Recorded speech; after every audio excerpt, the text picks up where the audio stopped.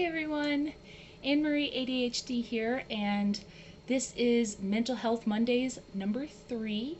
If you've made it this far, I appreciate you coming back to hang out and talk about mental health.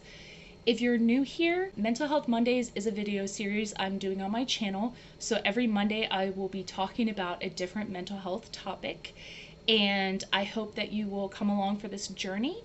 If you're someone that has a mental illness, if you're somebody who just is interested in mental health and mental health awareness, I think it's important to talk about mental health. Bringing people together is a big part of mental health awareness, having a large community or support system behind that. So if you're interested in that type of content, please subscribe to my channel. Just to let you know my posting schedule, Mondays I have my Mental Health Mondays video.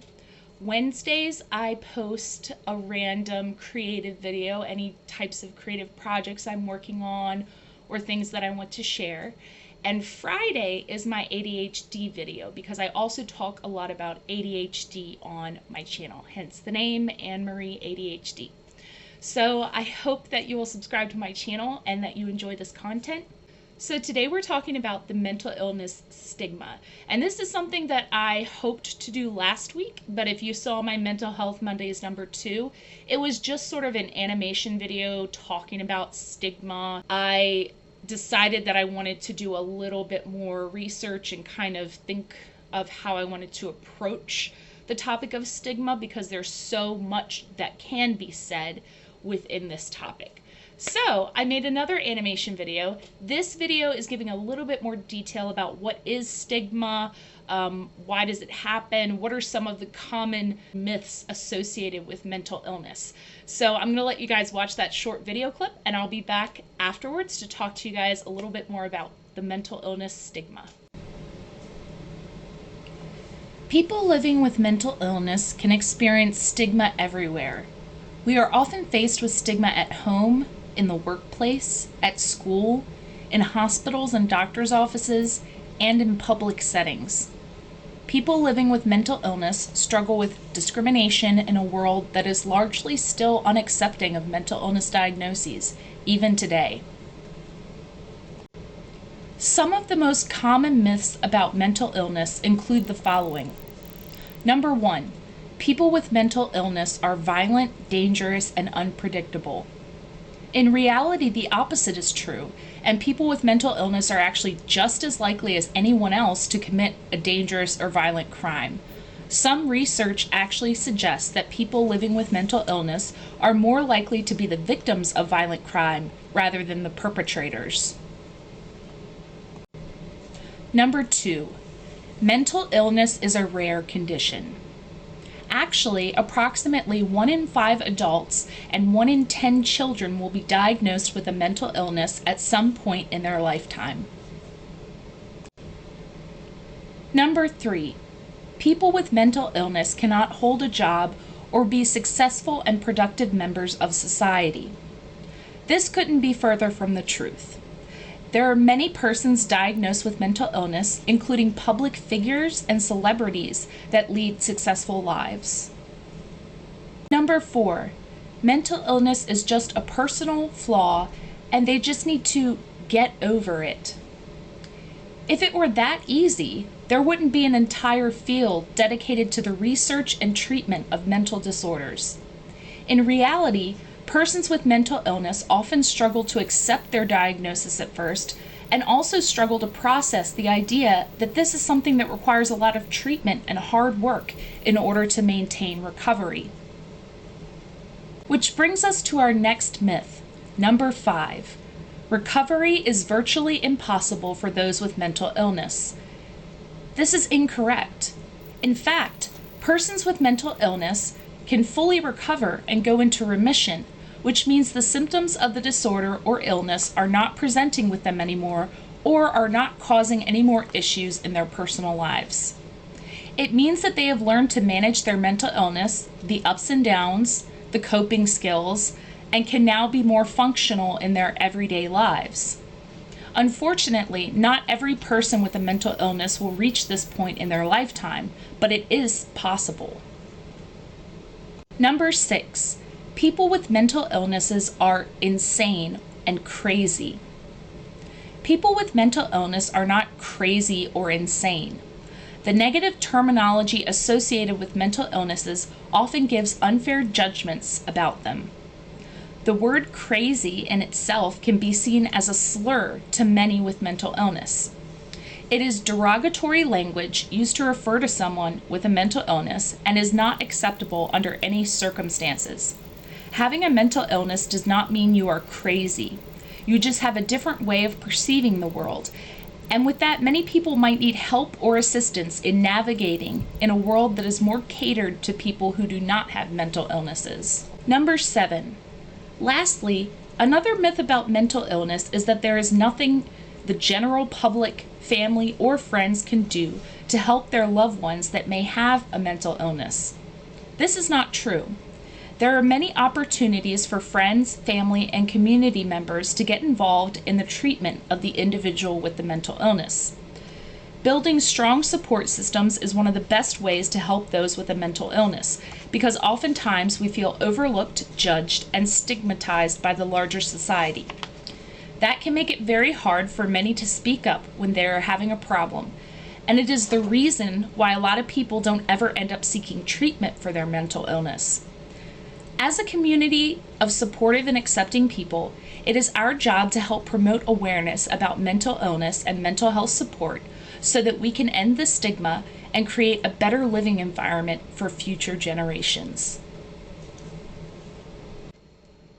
Alright guys, so hopefully that was an informative video and I hope you enjoyed that. I do those animation videos to help further explain some of the topics, the mental health topics we might be discussing in videos, and I am hoping to do those in almost every video because I think that it's very helpful, but let me know what you think. I really enjoy doing them, so that's become a big part of my channel, is making those little dinky animation videos, even though I'm like drawing stick people. Since we're going to be talking about stigma today, and we just went over like some of the 7 most common myths, one of those actually pointed out some of the harmful language that can be associated with mental health stigma. Harmful language is something that really impacts people with mental illness, myself included. On flashcards, I have written out some of the derogatory terms that I have heard that have been spoken to me, about me, or to me,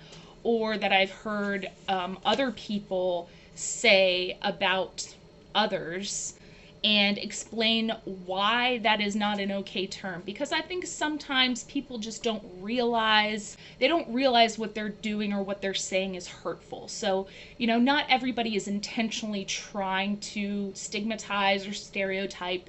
Our society in general has grown accustomed to stigmatization when it comes to mental illness. Those stigmas have been so ingrained in our society. So number 1, already starting out with this one.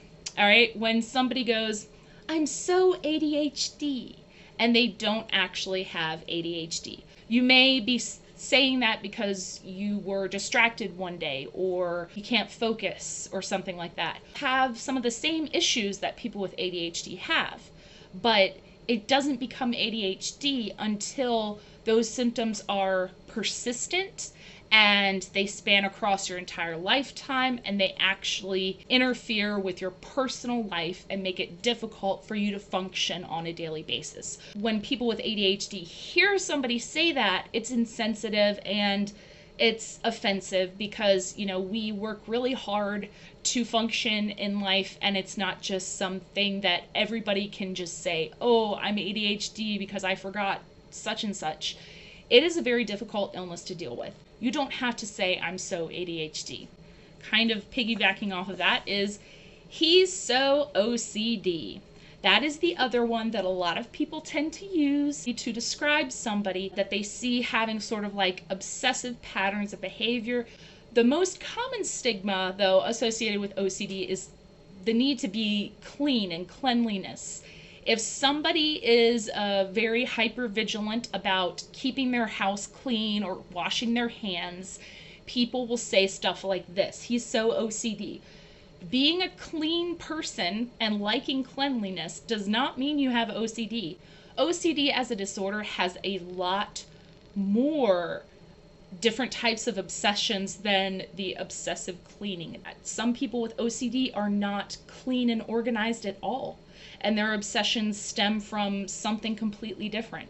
And to say somebody has OCD when you don't know, and when you're just assuming based off of their behavior, is insensitive to the mental health community, but also to that person.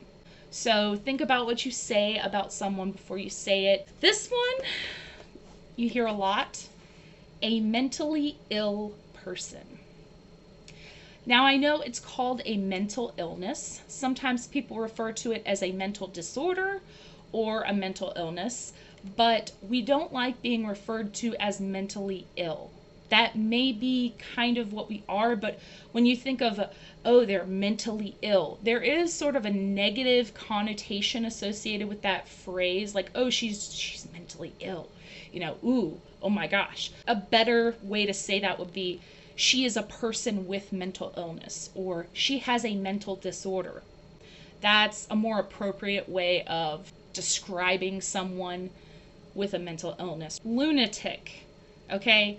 Lunatic. Lunacy, okay? This is a very descriptive way of saying that someone's crazy. Well, we already established in the video that people with mental illness are not crazy. Their reality is different than yours. They perceive and experience the world in different ways. ADHD and autism, we talk about how those individuals are neurodivergent. They're atypical. They're not typical of the general population because they perceive the world differently and they have different needs. The same goes with mental illness. Mental illness and mental disorders kind of can be considered two different things depending on what you're talking about. You wouldn't call a person with autism having a mental illness. You would say that they have autism spectrum disorder.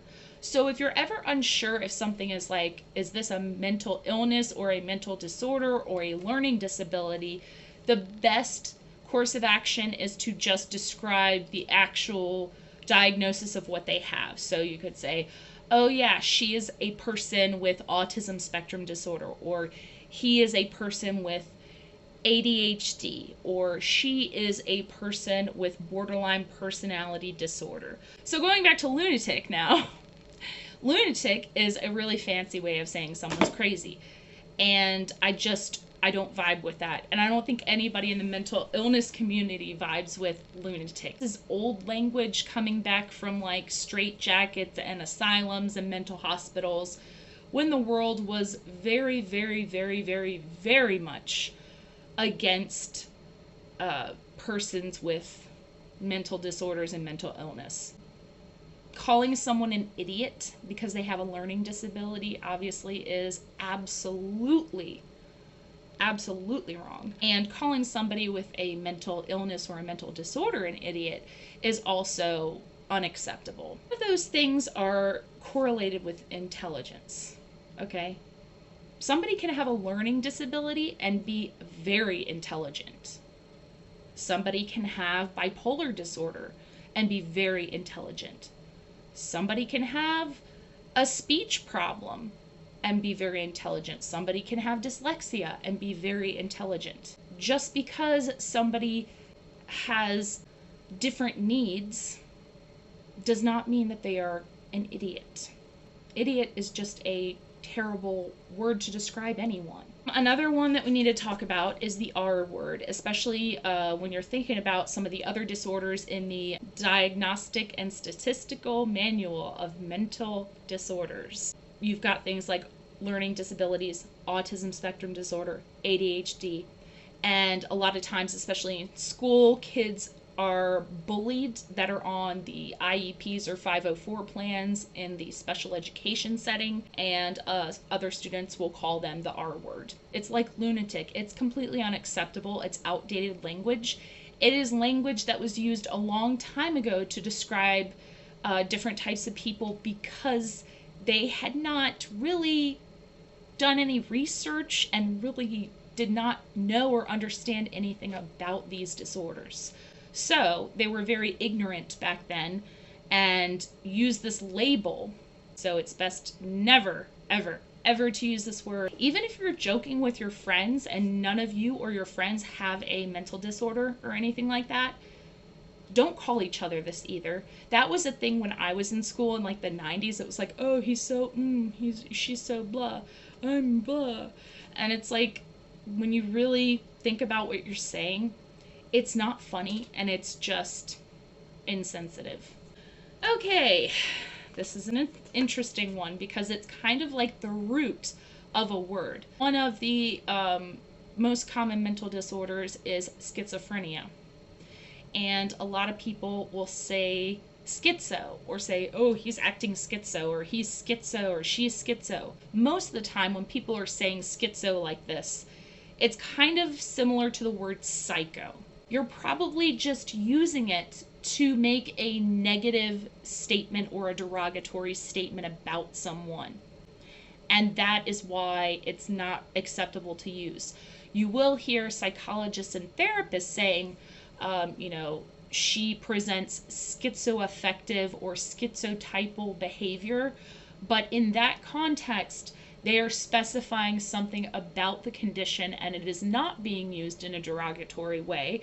It's being used as medical terminology. If you know somebody who has schizophrenia, you can just say, so-and-so has schizophrenia.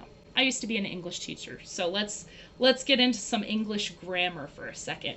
So let's look at these two sentences. If somebody's talking to somebody else and they say, yeah, they're schizo, they are schizo, versus they have schizophrenia, you have taken the word schizo and made it into its own all-encompassing thing, that it is part of that person. It's not a separate thing. Whereas the sentence, they have schizophrenia. Okay, they are an individual person that has this mental disorder. So it is separating the illness from the person, which is very important in the mental health community because we are not defined by our mental disorders or our mental illness. We are not defined by that. It is part of our lives, but that doesn't define who we are and all of who we are. Insane, when you're referring to somebody else or talking about somebody else, the insane asylum is where this word comes from, and it has negative connotations. The first thing that somebody thinks of when they hear insane asylum is people in a mental hospital in a padded room with a straitjacket. And that is not the image that we want people to see. And to be perfectly honest, there was a lot of cruelty and abuse and very, very, very horrible things that were done to people with mental illnesses and mental disorders back in that time. And I'm actually going to do some research and do a video on that because I think that's an important period of time to talk about, because all of these stigmatizing words and language that people still use now stem from things that happened all the way back then. Here it comes, the word psycho. This is another word that you really don't want to use, especially to refer to somebody. But this word has been used in so many different contexts and so many different ways in our society over several decades. So it's very hard to get away from it. Alfred Hitchcock's famous movie Psycho, well, that is a movie about a man who has a mental disorder, or it appears that he does. The whole movie is an example of the stigmatization of the word psycho. But let's look up the actual definition of psychopath. So if you just Google psychopath, it says a person affected by chronic mental disorder with abnormal or violent social behavior. Okay? The informal definition, there's an informal definition, says an unstable and aggressive person. You have to do a little bit more digging to really understand this word and what it means, because not everybody that is a psychopath is aggressive or violent. like with one of the myths that it was talking about, that people with mental disorders and mental illness are all violent, they all commit crimes, or they could become serial killers or murder. That's not true. Not everybody who has a mental disorder or a mental illness is violent or aggressive. It presents differently in different people. So we shouldn't just assume, just because somebody is a psychopath, that they are violent. Some of the different traits of a psychopath include narcissism, antisocial behavior, impulsivity, no empathy, and a lack of guilt. Nowhere in that description does it talk about violence. Violence could be incorporated into that, but not always. Psychopathic behavior varies greatly from one individual to another. Some are sex offenders and murderers, while others may be successful leaders. It all depends on their traits. It's also important to distinguish between psychopath and someone with psychopathic traits. It's possible to exhibit psychopathic traits without being an actual psychopath. People with psychopathic traits don't necessarily engage in psychopathic behavior. Only individuals with psychopathic traits who also exhibit antisocial behavior are considered to be psychopaths. This is actually an article that I found from Very Well Mind, which I'm familiar with this website. They do have some good resources on mental disorders and mental illness, so I will link the article for this down below in the description. Psycho is not a good word to describe somebody with a mental disorder or a mental illness. Attention seeking. There is a description with a lot of mental disorders and mental illnesses that one of the symptoms or traits might be attention-seeking behaviors. However, when a person is talking about another person with a mental illness or a mental disorder and says they're attention-seeking, there is a negative connotation associated with that. When people talk about suicide and suicide attempts, a lot of reactions have that negative connotation of, oh, they're just doing it for attention. Well, they might be. Maybe they weren't trying to end their life, and they did do that to get attention. But we shouldn't brush that off or think negatively of it. We should say, okay, this person is trying to communicate something. They're having trouble. What can I do to help this person? Not, oh, they're just trying to get attention. They're so full of themselves. Like, that's not what people are thinking when they are feeling suicidal. And I can attest to that because I have had many different attempts, and I was never attention seeking to just to get a rise out of people or something, or whatever it is that people think. I was crying out for help. Another way that I've been stigmatized in the past, especially with this phrase, is a lot of guys in high school used to call me attention seeking. When I was a teenager, I liked this guy, and we went on like a trip together. I think we were sitting on the bus together, and I really was feeling down on myself, and I really did not think that I looked pretty or beautiful. And that's what I said to him in person. And he said, "You're just fishing for compliments." That really upset me. I wasn't fishing for compliments. It might have been attention-seeking behavior. I might have been crying out for help because I have low self-esteem and I don't understand why I do. Why do I feel so bad about myself all the time? That is a more complex thing. It's not just somebody being narcissistic and wanting people to dote on them and compliment them. So that really hurt my feelings. I think I was like 15 or 16, and I really had a crush on that guy, but it didn't work out after he told me that. People can take that the wrong way. You really don't want to say that. This next one's super debatable to me because I've used this language many times and it doesn't bother me, but for a lot of people it does. Saying suffering with or from a mental illness or a mental disorder. Some people say they don't like that because they don't want to be perceived as like they're suffering. I can see that with some of the stuff in the DSM, like learning disabilities or autism spectrum disorder. I wouldn't say somebody's suffering with that. I would say somebody is suffering with bipolar disorder or borderline personality disorder. I wouldn't say suffering with ADHD about myself. So there's sort of I think, a distinction between different mental disorders. You have to be very careful because some people don't like that at all. and would rather you say, this is a person who has depression. So be careful with that one. Now, the best two for last, and this is an example of ways that I have been stigmatized and stereotyped and discriminated against as a teenager with depression and anxiety and bipolar disorder and all my stuff going on in my head. Number one, the word cutter. So my example is, oh, she's a cutter. Don't say that. Don't say that. There is a negative connotation associated with the word cutter. Somebody with a mental illness or a mental disorder may describe themselves as being a cutter, but it's not okay for somebody else to call them that because it's calling them a name. And you're calling them that because you're not really familiar with what being a cutter is, other than hurting oneself.